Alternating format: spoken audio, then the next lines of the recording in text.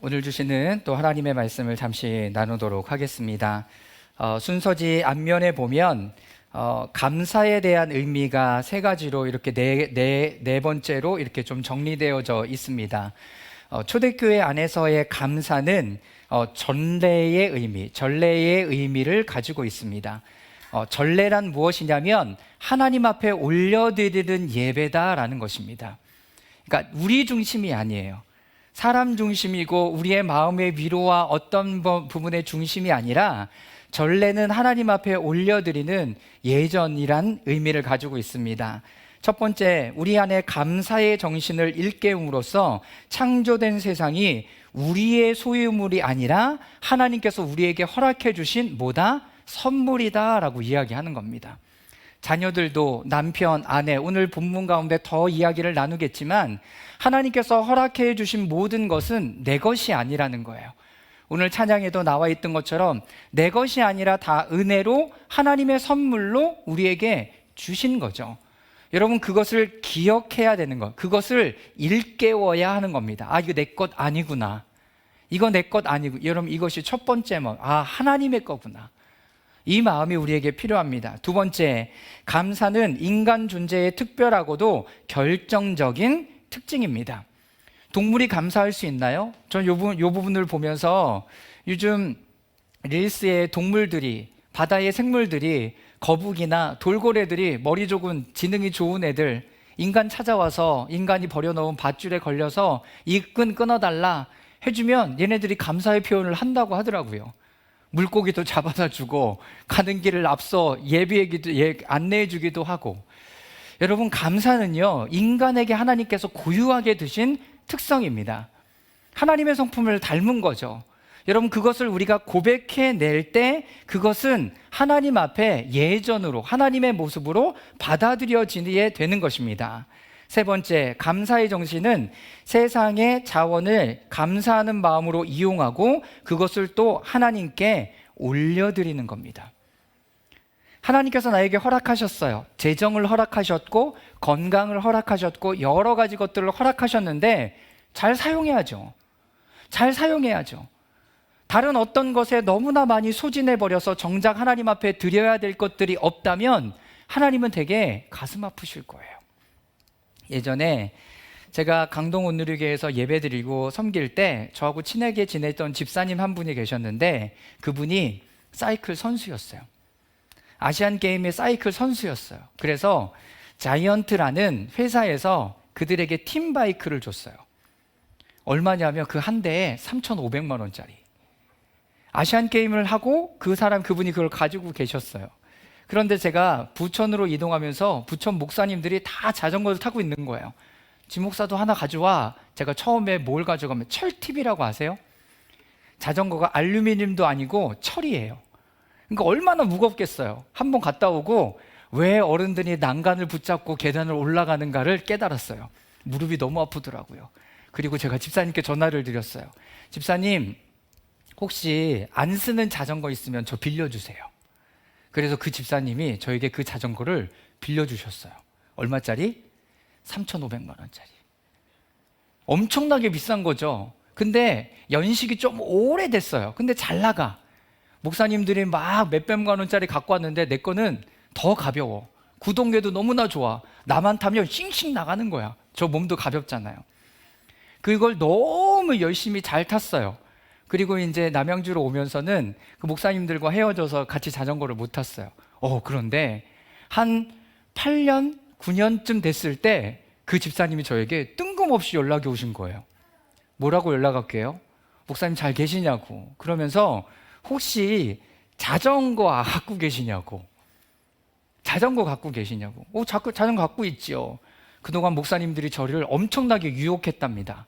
그 자전거를 팔아서 요즘 새 신형 자전거를 사라. 근데 제가 빌린 거니까 드릴 수 없다, 팔 수 없다라고 말씀드렸어요. 잘 가지고 있었고 남양주에 있으면서도 몇 번을 탔어요. 그런데 아니나 다를까 집사님 전화하셔서 우리 아들이 탄다는데 자전거를 좀 달라고.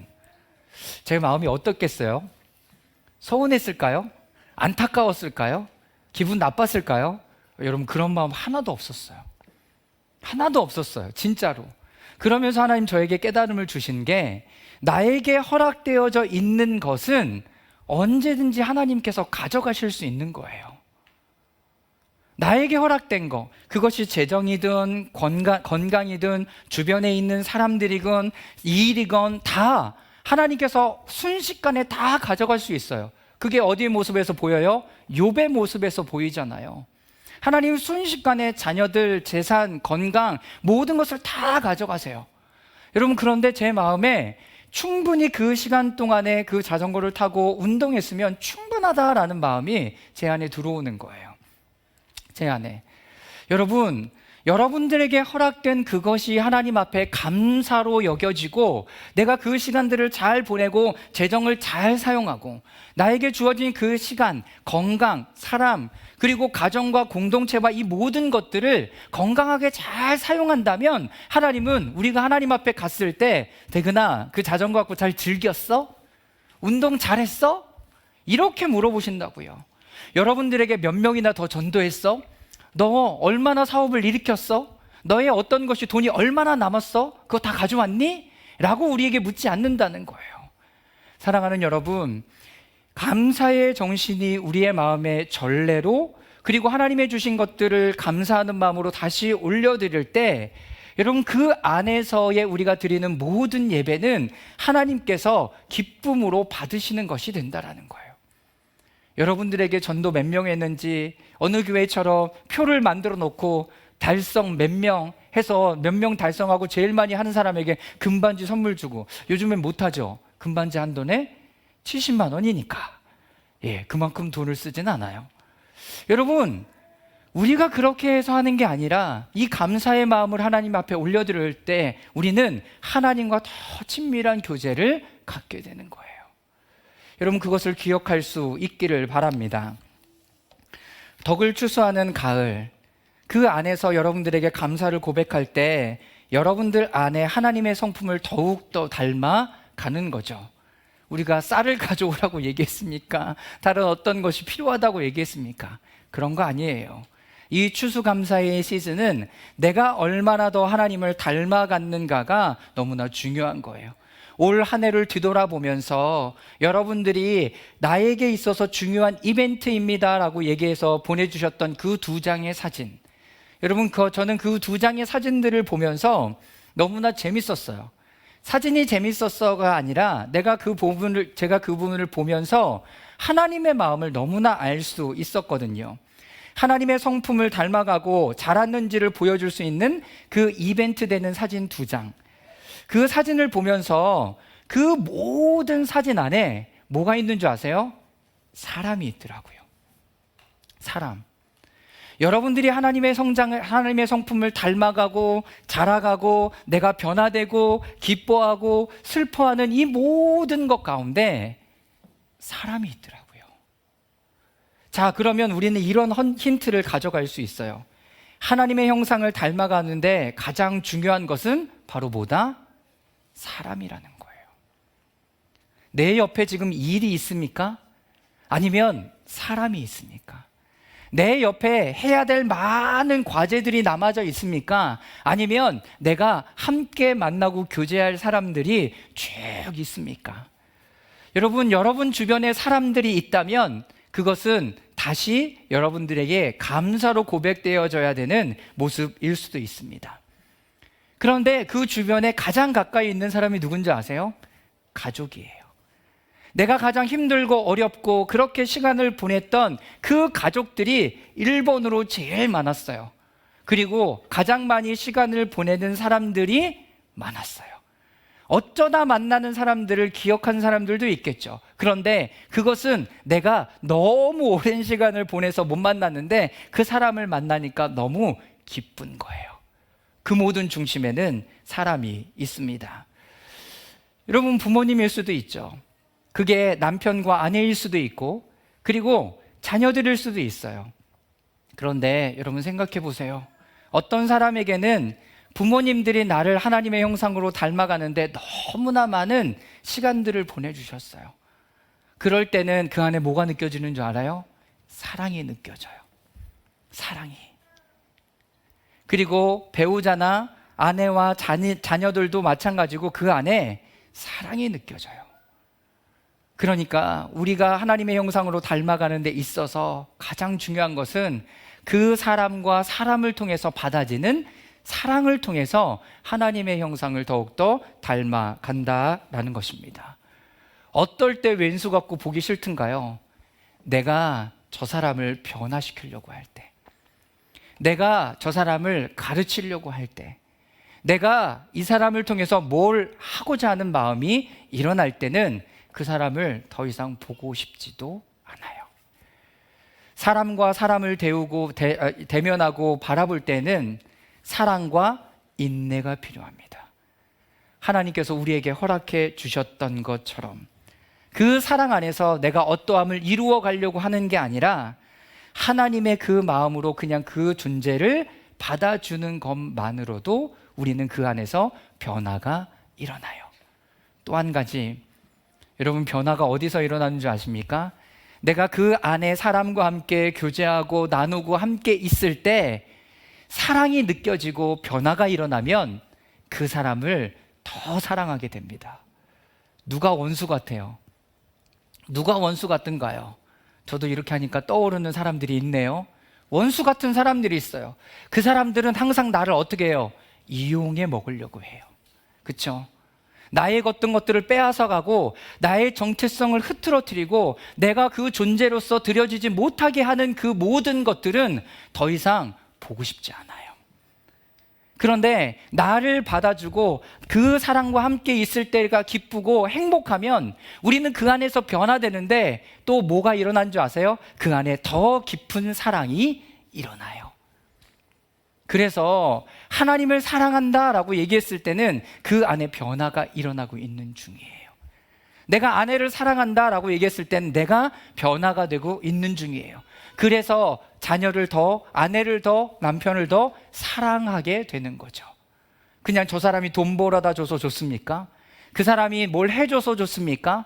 나를 먹여줘서 좋습니까? 아니에요. 아니에요. 내가 변화되고 있을 때 그 사람을 더 깊이 사랑하고 존경하고 받아주고 서로 그 안에서 변화를 이루어가게 되는 것입니다. 여기서 여러분들이 쓰는 단어 하나가 생각납니다. 성장케. 성장케. 어떤 게 좋아요? 드라마를 보든 영화를 보든 그 주인공이 어려운 고통과 힘듦과 어려움에도 불구하고 자라가고 있을 때 그 드라마가 더 우리의 마음 가운데 다가와져요. 왜? 인간의 마음에는 그렇게 성장하고 자라가고 싶은 마음이 있으니까. 저는 여러분 주위에 있는 모든 사람들이 그렇게 하나님의 마음으로 받아주고 인내하고 용납하고 세워져 갈 때 더욱더 깊은 사랑이 일어나는 귀한 은혜가 있기를 바랍니다. 자, 옆에 분에게 이렇게 이야기할까요? 내가 너를 정말 사랑해.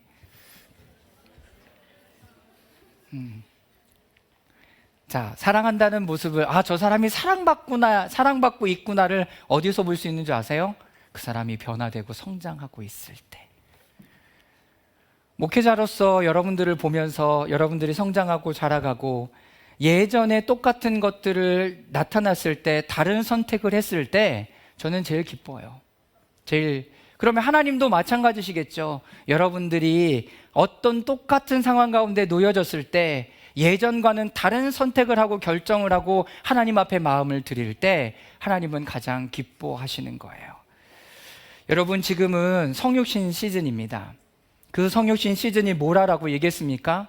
하나님의 아들 예수 그리스도가 성령으로 말미암아 인간인 마리아의 몸에 잉태되어 이 땅 가운데 오는 사건이 바로 성육신의 사건이에요. 왜 그래요? 우리와 함께하고 싶은 거예요. 그래서 이사야에도 임마누엘이라고 예언해주고 신약을 넘어가면 그 이름을 임마누엘이라고 하라. 저는 그 하나님이 우리와 함께 하심이라 라고 돼요. 여러분 근데 이게 구약과 신약 이사야에만 나오는 얘기가 아니라 하나님은 우리와 함께 하고 싶어서 계속 어떻게 하세요? 창세기부터 인간을 만드시고 하나님의 형상과 모양을 만드셔서 같이 있을 수 있도록 만드셨다는 거예요. 그리고 이스라엘 백성에게 성막을 지을 때도 하나님의 원함은 단 하나예요. 내가 너희 백성들과 함께 살고 싶다라는 마음을 말씀하시는 거예요. 사랑하는 여러분, 여러분 안에 하나님이 살고 계십니까?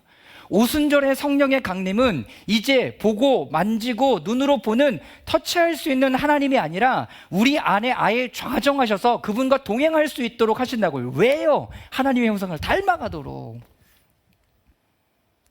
여러분들의 사진에서 보았던 것이 절대로 어긋나거나 엄한 것들을 보낸 게 아니에요. 내가 그 안에서 경험되는 거예요. 아, 얘가 나에게 중요했구나. 가족이 중요했구나. 아들과 딸이 중요했구나. 남편과 아내가 중요했구나. 함께 아울리치 갔던 팀들이 중요했구나. 함께 움직였던 팀들이 중요했구나. 여러분들에게 일만 남았습니까? 아니면 그 안에 사람이 남았습니까? 이래서 사람이 중요하다라고 얘기하는 거예요. 누가 여러분들에게 연락해주고 전화해주든가요. 그 받아들임이 있을 때 그 사람들에게 연락하고 함께하는 거예요. 예수님은 우리 가운데 함께 하시기 위해서 오셨습니다. 왜? 하나님의 형상을 더욱더 닮아가고 구원의 완성을 이루어가기 위하여. 그러면 오늘 우리가 드리는 이 성찬의 예배, 추수감사절의 애찬의 예배는 더욱더 하나님의 형상을 닮아가도록 우리를 인도해 주신다라는 거예요. 그래서 지난 많은 시간들을 뒤돌아보는 거죠. 한 해를 뒤돌아보는 거예요. 그리고 하나님 앞에 드려갈 것은 무엇이 있는가? 이따 식사하러 가는 장소를 가면 여러분들이 보냈던 사진들을 다 프린트해 두었습니다. 더 의미 있는 사진들은 좀 더 크게. 그래서 여러분 그 사진들을 서로 보고, 아, 얘는 얘가 중요했구나. 누구는 누가 중요했구나. 누구는 이런 이벤트가 중요했구나. 여러분 이것들을 잘 봐주세요. 이 사람도 사람이 중요하고 이 사람도 사람이 중요했구나. 그 안에서 성장하고 자라갔구나. 여러분 그것을 봐줄 수 있기를 바랍니다. 그리고 가실 때는 다 사진을 걷어서 가세요. 그리고 여러분 집에 한 해를 마무리하면서 여러분들의 중요한 공간에 두실 수 있기를 바랍니다.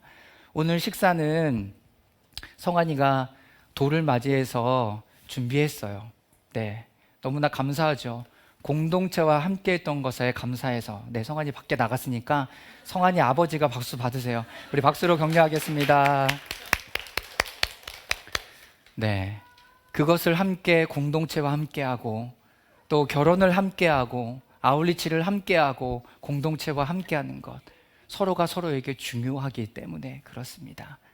사랑하는 여러분, 이제 한 해를 마무리하면서 여러분의 그 감사를 주님 앞에 더 올려드릴 수 있기를 바랍니다. 그리고 내가 하나님 앞에 더 성장하고 자라기 위해서 생명의 씨앗이 뿌려질 것을 준비할 수 있기를 바랍니다. 자, 이제 우리 함께 떡과 잔을 나누는 시간들을 갖도록 하겠습니다. 먼저 우리 다 같이 그 자리에 일어나서 봉헌 찬양을 올려드릴 때 내게 있는 모든 것을 아낌없이 드리네. 사랑하고 의지하며 주만 따라 살리라. 주께 드리네, 주께 드리네. 사랑하는 구주 앞에 모두 드리네. 여러분의 마음에 있는 모든 것을 또 감사로 하나님 앞에 올려드릴 수 있기를 바랍니다. 함께 고백하겠습니다.